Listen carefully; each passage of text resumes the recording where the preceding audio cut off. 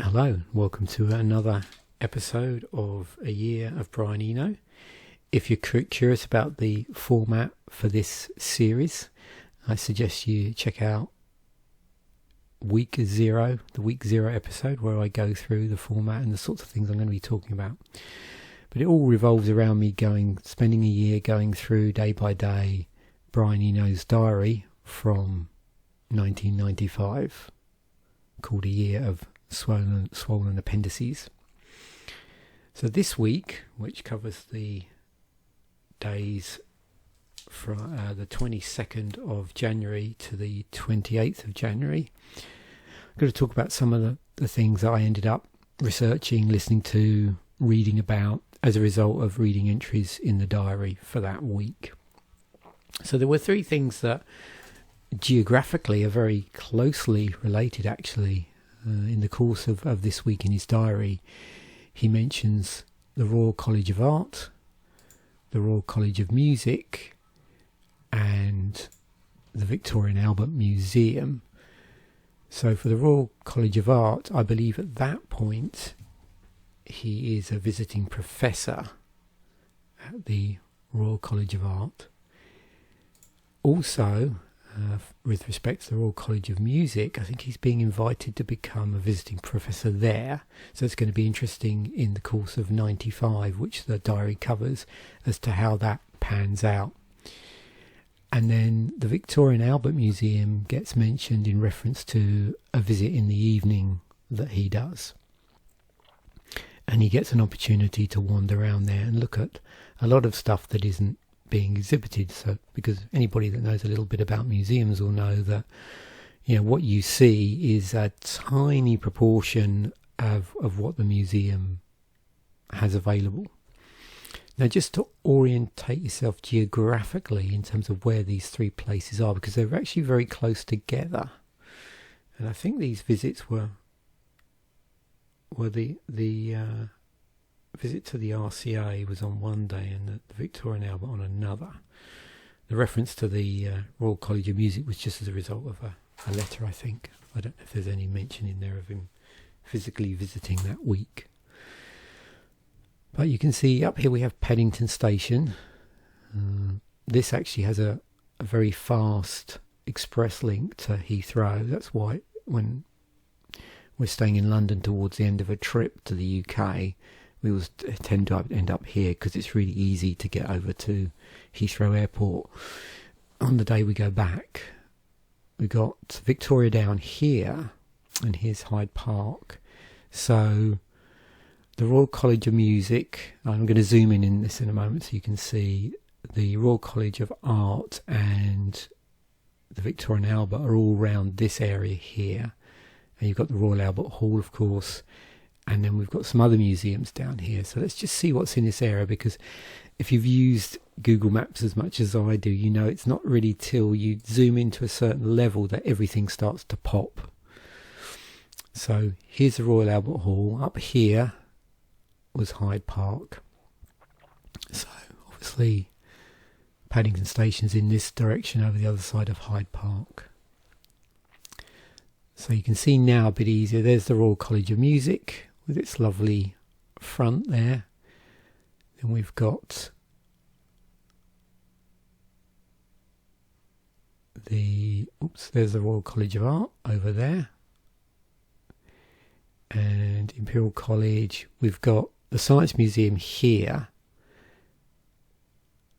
which if you've been into is, you know, very, very large, and lots of floors on it. This is really interesting. Inside of it, you have the Clockmakers Museum. So it's just above the ground floor. So you're on the first floor, depending on how you talk about it, depending on what part of the world you're in. But on the first floor, above ground, it's in its own little area, and that's fascinating place to visit if you're into watches. Doesn't mention this in his diary, by the way, but I'm just trying to orientate you if anybody was curious about wandering around this area, what also they might expect. So as I said, Victoria and Albert over here, This area is pretty interesting. I think this is closed now. Yeah, sadly. So probably doesn't really help mention it, but this used to be a really nice cafe and bookshop. And then down here you've got the Natural History Museum with this large lawn out the front. So next time we're in the UK, I will definitely be wandering around here again, although I've been here before. Just, soaking in the vibes. And then the other thing, nothing, again, not related to the diary, but we're on the subject. A lot of the times we find ourselves walking up here, and towards the end here there's a lot of the watch boutiques as well. And you come round into Knightsbridge, you've got Harvey Nichols. So yeah, that's a pretty interesting area generally to just wander around. Normally what happens is we start off, walk out from Paddington and just spend a day, walk through Hyde Park down to somewhere like here, and then in the evening walk back again. So yeah, it was nice to be reminded of that area. Other things that came up in the diary, and as a consequence I did a little bit of reading around. At this point he's involved in some sort of commission to do what would be would you call it an installation? Yeah, an installation room for Swarovski, who are the Austrian producer of glass based in Wattens, Austria, and they were coming up for a centenary, as you can see there by the founding date.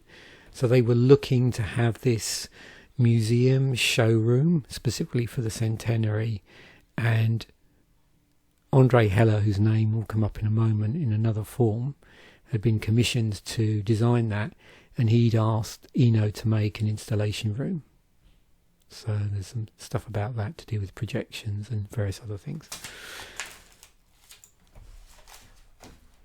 Also this week there's a mention of this film, and there's a connection with Andre Heller in this. So this film was directed for TV by Werner Herzog, and it's a documentary film, and most of it consists of footage of this elaborate theatrical performance that was staged by Andre Heller.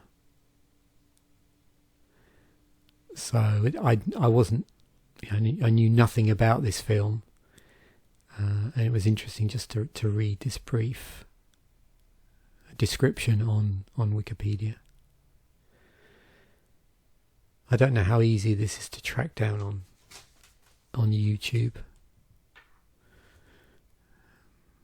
Just trying to see how long it is. 85 minutes, but at some point I'll probably see if I can find it and have a watch at it, but not this week. Didn't really have time. I'll explain what I was doing predominantly this week. He also mentions the Arcadia play, and this is in part, I think it was already set up for him to go and see the play, but on his return from New York, which I mentioned in last week's episode, the trip to New York to do some work with David Bowie on the Outside album, he actually bumps into Tom Stoppard in the departure lounge and again on the plane. And Tom Stoppard is a playwright, and the play that's very, was doing the rounds very heavily at the time is this play Arcadia. Again, I haven't seen this, I haven't read it, but it was pretty interesting reading the synopsis in here as to what the play is about. It looks like it flip-flops between the past and the present day.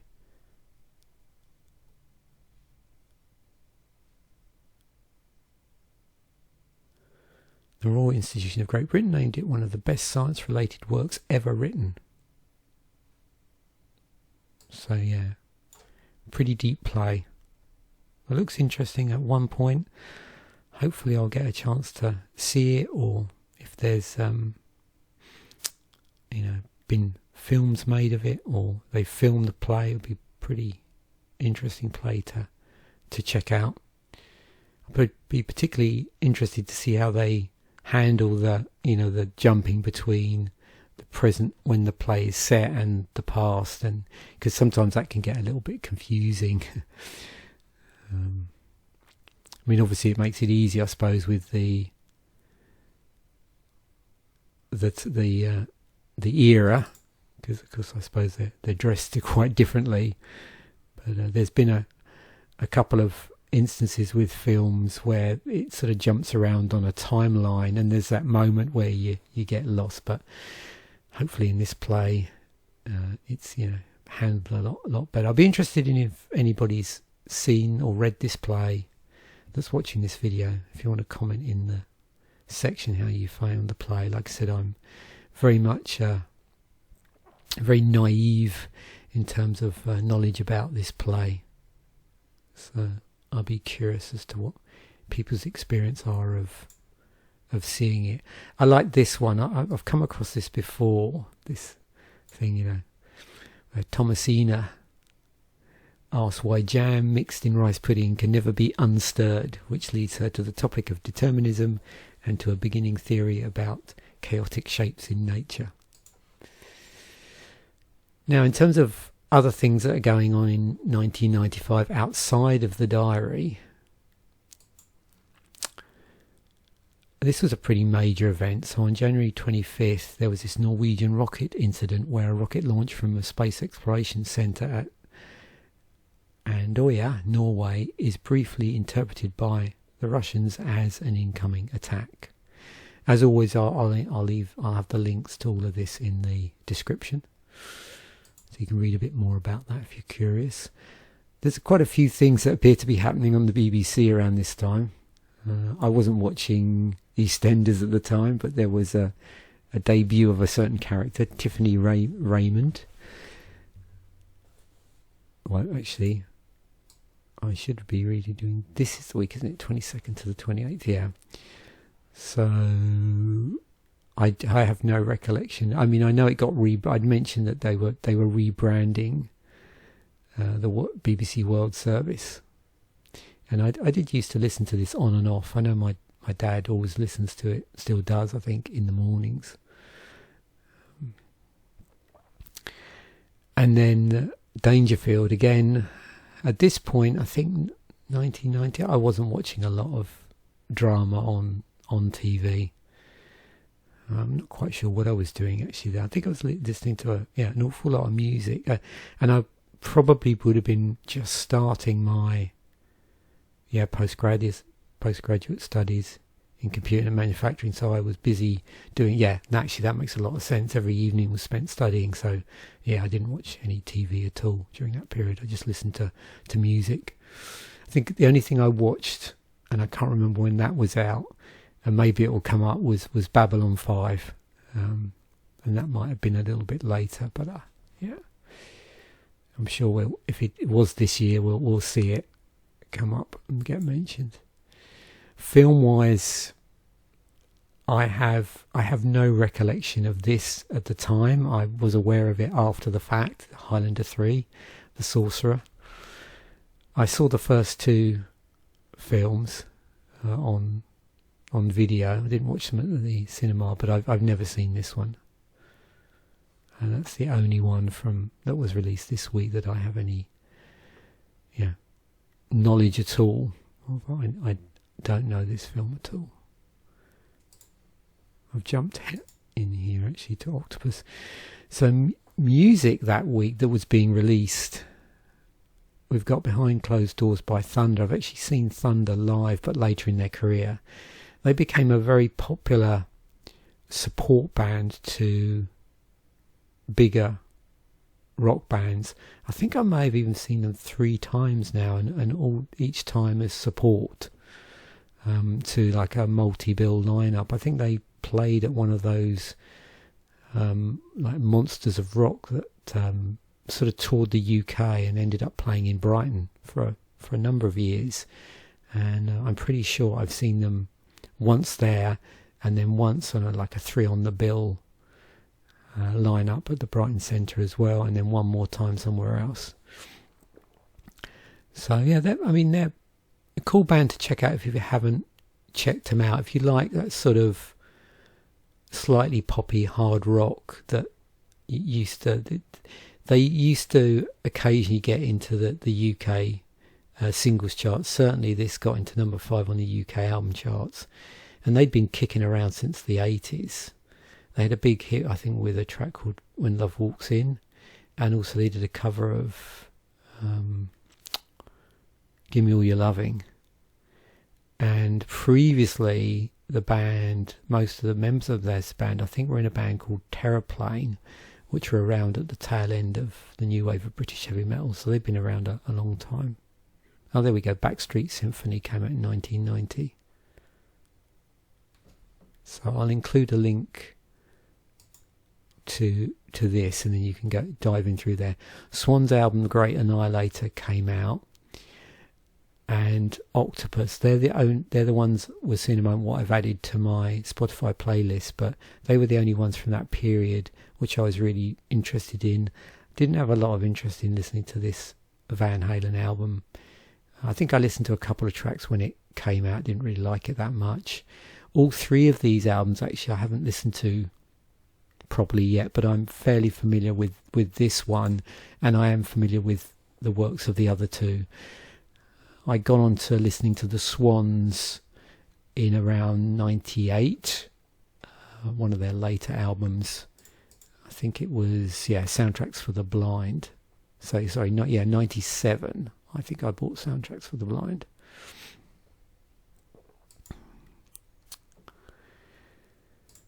So, charts this week. Singles charts looks like this. So there's Tell Me When by the Human League. So I had a single off that album that was doing well in the charts. We got Basket Case by Green Day. She's a River Simple Minds. You can see a lot of sort of Eurodance and boy band stuff generally. There's Glory Box by Portishead, E17 and so on. Oh, Fell on Black Days by Soundgarden. And then the album charts. So Dummy by Portishead, Eternal had an album out in that time period. This is the period, 22nd to the 28th, so the same period that the diary covers. I don't see him mentioning a lot of like chart music or bands that were getting into charts, even though, as I've said, it was a pretty diverse period. Most of the stuff he's mentioning, music-wise, it is stuff he's involved with recording. But, as you know, I'm just doing this as a cross-reference to also orientate myself, and I remember all of this stuff. Park Life, Oasis, No Need to Argue. I think I mentioned this album last week. This had just come out, University by Throwing Muses. And there was a Sting best of that was doing pretty well in the charts at that time. Bedstein Time Stories by Madonna. The Unplugged album by Nirvana was going up the charts. On this album, Second Coming by the Stone Roses. That took years to come out. And there's Dookie by Green Day. You can see, and I've pointed this out before, a lot of greatest hits albums kicking around the album charts. They'd removed all the various artist stuff several years ago, but still has greatest hits in here. And a number of bands had stuff out at that time. It was kicking around like post-Christmas. So the Spotify playlist, what I've done is I spent a lot of time this week listening to Brian Eno's collaborations and stuff that he was involved on production with. So this would have been from the period out. This is the stuff I listen to completely outside of the diary and the timeline. So for that, I'm just basically listening to stuff he's involved with. So this is from about 1980. You can see here stuff he did with Harold Budd and Joe Hassel, and then the Talking Heads as well, Remain in Light. So that's like 1980. Then 81, we've got My Life in the Bush of Ghosts, and then the famous Music for Airports, which I think is a bit... hang on, where's it gone? Maybe... Did I accidentally miss that? Oh, sorry, my mistake. I've already spoken about... Yeah, one thing isn't here is Music for Airplay. I misspoke there. That's like a compilation album. So also from 81 is this album that he was involved with. And again, as I've, I'll include the link to his discography so you can actually see which albums he was, direct collaborator on, and which albums he was a producer on there. And then 82, we've got Ambient 4 on Land, which is, you can see, is a solo project. If I did that in, we have Apollo, which that came out in 83. And then we get the stuff from 84, which is pretty interesting. So we get the Pearl, which is Brian Eno and Harold Budd. We get U2's Unforgettable Fire, which he produced and obviously had a real big influence in terms of their musical direction.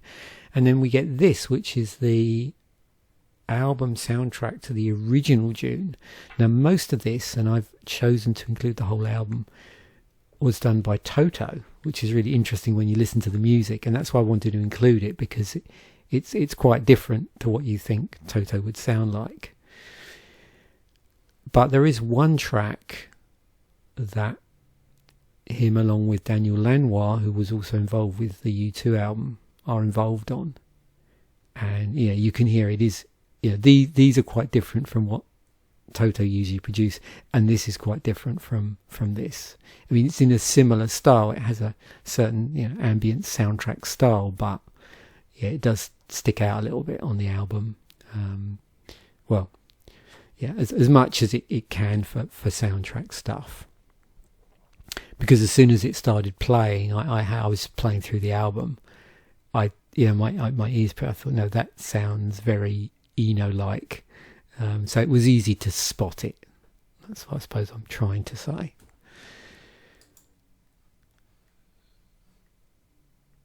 So I've also updated my albums from 95 to include the Thunder album, the Swans album, and the Human League album.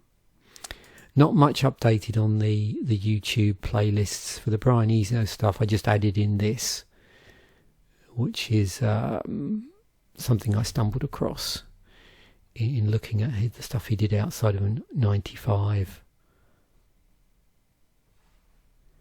And I didn't add anything to 95 generally.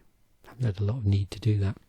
So there we have my check-in for week 4 of my A Year of Brian Eno project, covering the dates the 22nd of January to the 28th, 1995. Thanks once again for watching. Bye for now, and I will catch you in the next episode.